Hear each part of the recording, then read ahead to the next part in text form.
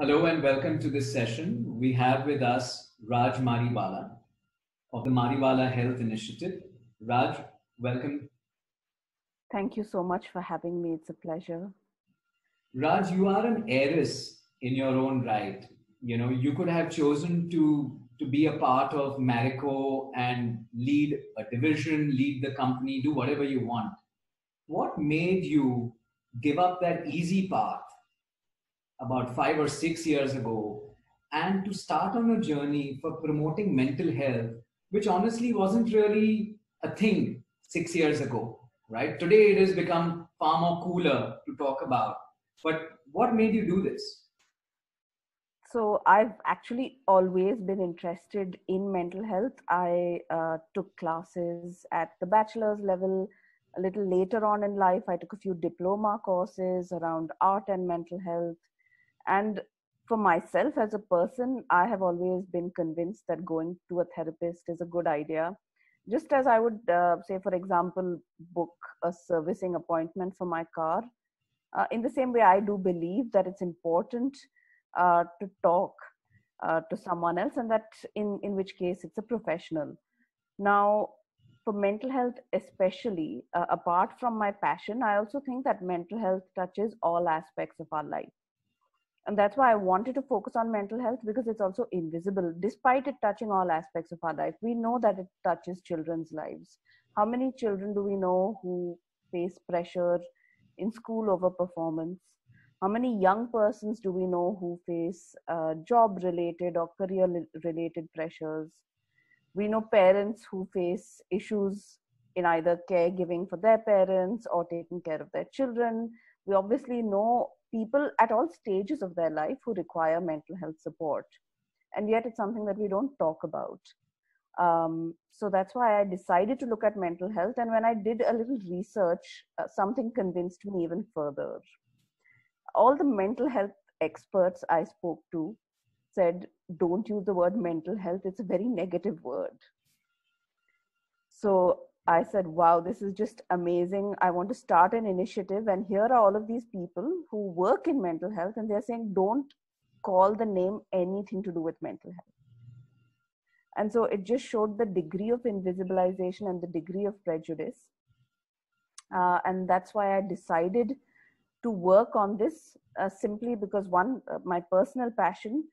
Two, I do believe that I have privileges both in terms of wealth and in terms of the social capital that you get, the networking that require to be redistributed back. What am I going to do with it? And so I decided to focus on mental health finally, and we can go over this maybe in our conversation, because I do see mental health as a development issue. True. You mentioned something important, that the fact that the very word drew in those sort of negative reactions. And Yes. how did you then look at the next 5, 6 years? Did you chart out the plan to say that this is what I want to do in terms of utilizing or leveraging my social capital? This is what I want to do in advocacy. Did you have that sort of plan in place to a certain extent? Um, So honestly, what we did once we decided that we wanted to focus on mental health was we spoke to about 50 to 60 people, who some were connected to mental health, some were, say, cancer survivors, some worked in rural settings. So we spoke to a range of people, figured out what some of the needs were, some of what we should be working on. And then we said, now what do we do about it? Especially because there are many people who are unable to access a very basic level of support. True. And then when we started to look around, we realized there's actually so much innovative work in mental health in India today. Why would we want to start something of our own when we can support other people to scale up what they're doing? And not just in terms of money, but in terms of, it could be HR expertise, it could be marketing expertise, it could be even just simple tech based advice. And I don't mean tech based advice is simple, I just mean that there are Sure. experts who are able to do it easily. And so that's how we decided to kind of leverage both, uh, just writing a check, as well as kind of activating all of our networks, maybe some of the skills that we had at hand to work on mental health. And so that was the plan. But at that point, we also realized that we cannot just be a funding organization that is using our networks. We also have to speak up.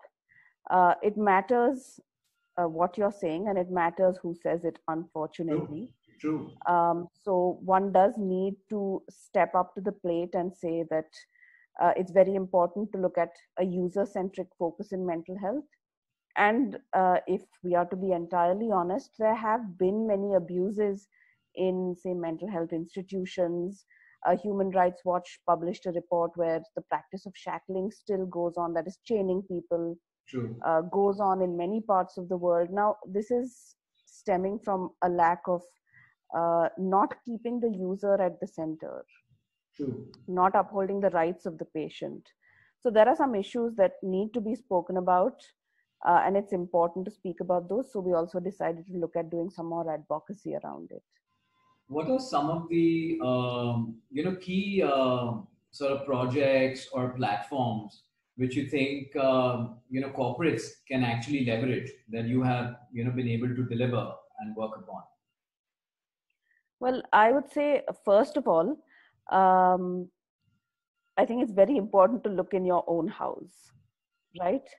So mental health at the workplace, which comes from creating an atmosphere that does not harbor stress or distress for employees. But here's what I honestly do believe, that this must come from the leader of the enterprise. Right.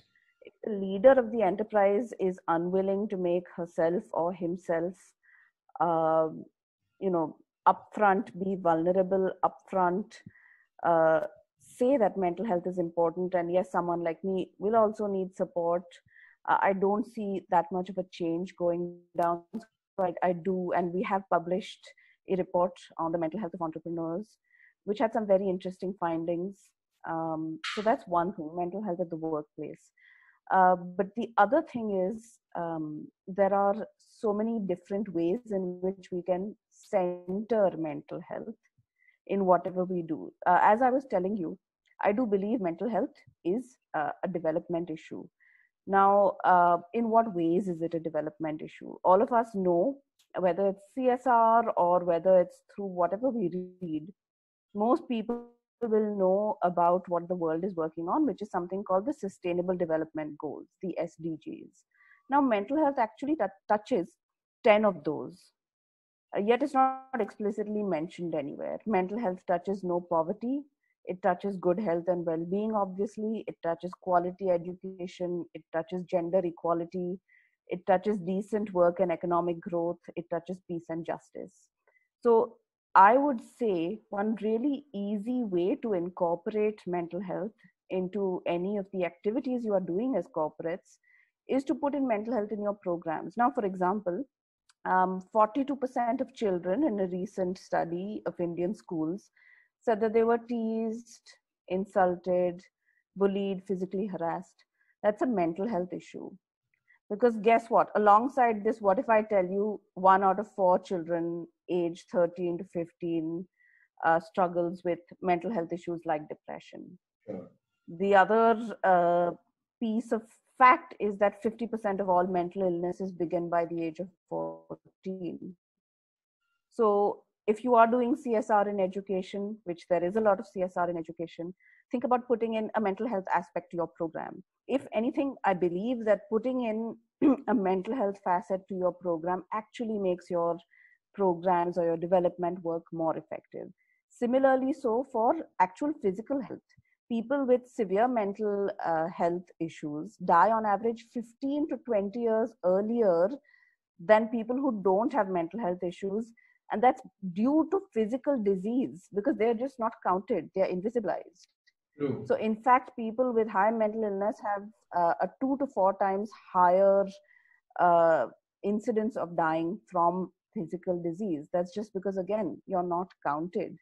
And if you think about your programs or your work like that, then you'll know that let's account for this, let's be better at what we are already doing.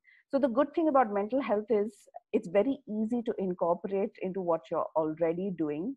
And it does two things. One is it is the right thing to do. The second thing is, of course, it makes your whatever work you're doing more effective. And I truly believe that.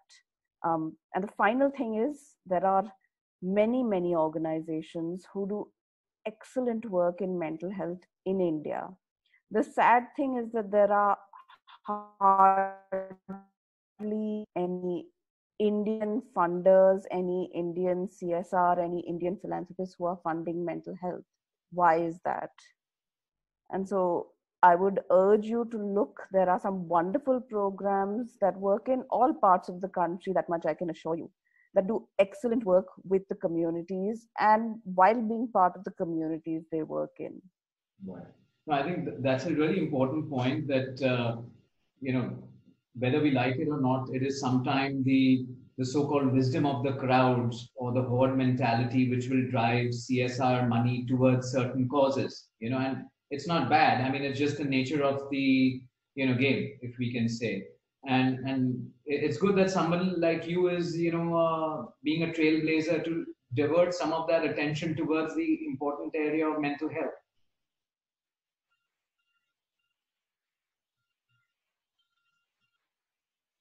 So, I speak about this at conferences, and I always say that one of the problems that we face in mental health is, if I talk about education, the person who's listening to me has a very nice rosy picture in their mind. It's a girl sitting, there's someone drawing something on a blackboard. If we talk about physical health, there's another great picture. You can see in your mind, you can see like a BP camp, you can see an eye camp. But one of the problems that plagues mental health is that we have no nice picture. True. That shouldn't stop you. That really shouldn't. I actually consider mental health low-hanging fruit. Yes, you're so right. Absolutely. Raju, at this point, we must also acknowledge that because of all the efforts in the last 6-7 years from leaders such as yourselves and a few others, there's also been an extreme swing of the pendulum to the other direction, where it's almost become cacophonious now, the mental health discourse in the country. What with, we have foreign influences coming in and talking about saying, oh, we need more psychiatrists, we need more mental health facilities. You can almost see through some of the, big pharma funded noises in the system saying, let's medicate more, speak up. So there's a lot of angle around demand generation by speaking up. And now that demand is being met by those players. How do you view that whole phenomena, and how do you see, it coming onto sort of a normal mainstream middle of the road? So you are absolutely right. This is a trend that we've been seeing, and this trend has already happened in, say, the UK or the US, where I think the most frequently quoted statistic must be X place has X number of psychiatrists. This is the population, but we actually need X number of psychiatrists. Yeah. Now, that's really and unfortunately a very narrow view to take. Simply because the places that do have the most psychiatrists in the world, or the right amount of psychiatrists in the world, have not seen a change in their problems. True. And this is something that's called the treatment gap. You'll find it anywhere and everywhere. And it's a very reductive way to look at mental health. Agreed. Not all of us need a psychiatrist. In fact, many of us will never need a psychiatrist. Absolutely. So we must look at different ways of talking about mental health that look at the whole picture rather than one expert in a whole ecosystem. Let's not forget that a psychiatrist is one of the experts in that ecosystem. True. There are many other ways in which we can approach mental health. And now the entire discourse on the relevance of psychiatry, how it gained prominence, the overprescription, like in the United States, people have some soul searching to do and some real hard questions to answer. Absolutely. And it's not just over prescription, right? In the UK, there are currently many trials being held of persons who unfortunately have passed away in institutions, that they have been put into for ostensibly their own good. True. Young persons passing away, young persons dying by suicide in these institutions. Now, there is something that is not working in any of these plans, no matter how well intentioned they may be. Sure. So we really need to change the way we talk about mental health and what we are looking at. We need to widen the conversation. We need to push past the more Eurocentric view that psychiatry has. And unfortunately, that's all that our psychiatrists are trained in as well, right? I must point out that the curricula don't reflect anything different. So how is any of us going to do anything different just very easily? True. A lot of work remains to be done. You're so right. I think we have to look at it holistically in terms of the environment, in terms of the circumstances surrounding the average citizen, which will impact his or her mental health. And but we've come to the end of this session. Thank you so much. It's a delightful conversation, one that fills me with a lot of hope, and I'm sure a lot of the viewers as well, that we have somebody like you, being the trailblazer, carrying the torch for mental health and all our wellness better ahead. Thank you so much. But I want to end by saying that I don't want to be alone. This is not a lone battle. I'm not going to be a lone cowboy. So people better come out and join. Certainly. I for one will certainly join that mission, and I'm sure a lot of our participants will. Great. Thank you so much. Thank you for joining us. Thank you.